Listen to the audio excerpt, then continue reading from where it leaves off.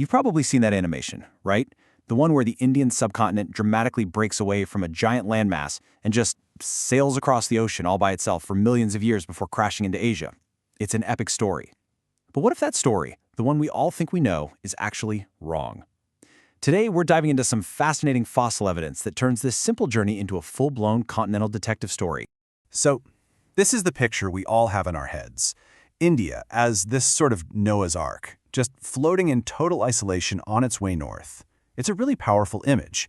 And, for a long time, it was the best guess we had based on the geological data.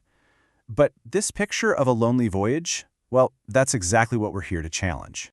All right, so let's get into the official story. To really get why the fossil evidence is so mind-blowing, we first have to understand the accepted geological timeline, the one that gave us this idea of an isolated India to begin with. Okay, this timeline lays out the whole breakup. You can see way back, around 160 million years ago, India and Madagascar split off from Africa. Then a bit later, from Antarctica. But here are the splits that really matter for our mystery. India breaks from Madagascar around 90 million years ago, and then from the Seychelles right around 65 million years ago, the same time the dinosaurs checked out. This sequence of events sure looks like it would leave India completely on its own for a very, very long time. And that's the number to keep in your head. 30 million years. That's how long scientists thought India was a solitary continent, an island drifting all alone before it finally made contact with Asia. In an evolutionary time, 30 million years is an absolute eternity. So here's the first clue that something was really off with this story. It wasn't about what paleontologists found in India, it was about what they didn't find. The lack of evidence was, in itself, the evidence. I mean, just think about it for a second. Picture a massive island, a whole continent, completely cut off from the rest of the world for 30 million years. What would you honestly expect to see happen to life there? You'd expect evolution to go completely wild, right? Just look at Australia with its kangaroos and koalas, or Madagascar with its lemurs. You'd expect to find a whole menagerie of bizarre, unique creatures, what scientists call endemic species, that exist absolutely nowhere else on Earth. The continent would have its own unmistakable biological signature. And this quote from the researcher John C. Briggs just nails the problem perfectly. He's saying, hey, where is this host of peculiar animals we should be finding? They're just not there. And this is the crucial part. The absence of those unique fossils is incredibly strong evidence that maybe, just maybe, India wasn't so isolated after all. But wait, because the plot thickens. It gets even weirder when you look at the fossils they did find. Because these weren't just any old fossils. These were what you could call impossible travelers. Creatures that had absolutely no business being on a supposedly isolated continent. Just look at this map. It shows how unbelievably busy India was. Instead of that lonely ark, it was more like a bustling continental crossroads. You see these arrows? We've got animals coming in from Africa. We've got dinosaurs and mammals shared with the southern continents. And then, the real head-scratcher, species showing up from the north, from Eurasia. How in the world was any of this possible if India was an island in the middle of an ocean? So let's break down these clues. First up, the northern intruders. Scientists were digging up fossils of frog families that belonged to Laurasia. That's the ancient northern supercontinent. Think Europe, Asia, North America. They found lizards whose closest relatives are in Wyoming, and mammals with family in Morocco. These animals should have been separated from India by thousands of kilometers of open water. It just didn't make sense.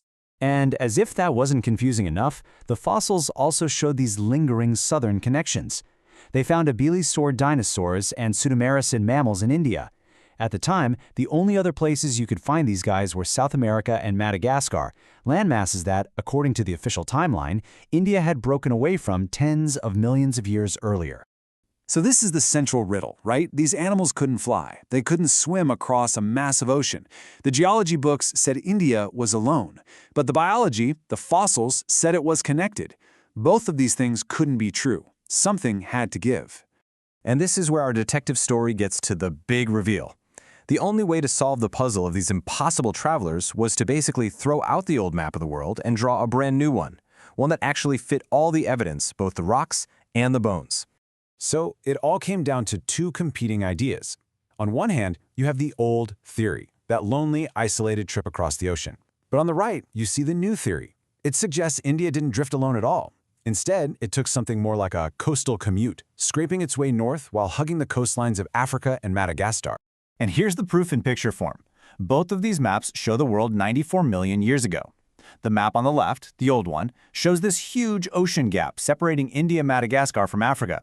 But now, look at the revised map on the right. Just by rotating that landmass a bit, it fits perfectly, almost snugly, against the Horn of Africa. Suddenly, you've got a pathway, a corridor for animals to move back and forth. Okay, now let's jump forward about 30 million years. On the left, there's that lonely island again. But the revised map on the right, well, that's the solution. It's the aha moment. Look at it. India is no longer isolated. It's wedged right in between Africa and Madagascar, which explains those lingering southern connections. And at the exact same time, its northern tip is getting close enough to Eurasia to let those northern intruders hop aboard. This one single change to the map solves both mysteries at once. It's brilliant. And there you have it. The coastal journey theory is the missing piece that makes everything click into place. It explains both sets of impossible fossils.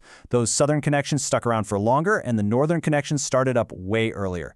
No need for any long-distance swimming miracles. Now, this is way more than just a cool piece of ancient history.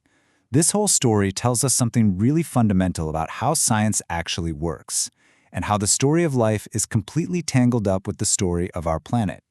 So what are the big takeaways from all this? First, science is never really settled. It's always a work in progress, constantly being updated with new evidence. Second, and this is the coolest part for me, this is a case where biology, the fossils, actually corrected the geology. The animals themselves told us where the continents had to be. It shows that life holds the keys to understanding our planet's deep past. And finally, it's a great reminder that those simple pictures we learn in school often hide a much more complicated and, frankly, more interesting reality. The final conclusion from the research is just so direct and clear. That image we had of a lonely Indian ark, isolated for 30 million years, it's simply wrong.